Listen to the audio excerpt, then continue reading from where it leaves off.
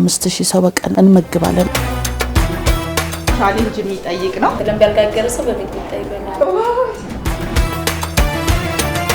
2 እንጀራ ነው ለአንድ ሰው የምሰጠው።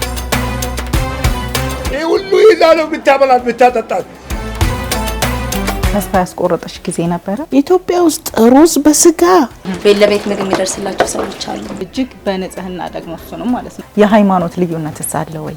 ስጋ ገዝቶ መብላት በጣም ከባድ ነው። እንደ ከፋይ መታቂው ጣፋጭ ሰራለሁ። እዚሁ እየመጣው ስልጠናዬን እከታተላለሁ። ሰዎች ናቸው እነዚህን የሚያመጡልን። ብሞክረው ደስ ይለኛል። ይሄን ነገር በተለያዩ ዲዛይን እየሰራን እዚሁ እንሸጣለን። ሰደቃችሁን ያልተገባ ሰደቃ አታድርጉ። የመልካም ስራ ተካፋይ መሆን ትችላላችሁ።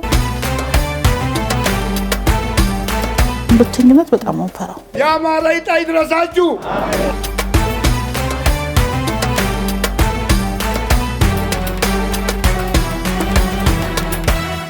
እንኳን አደረሳችሁ።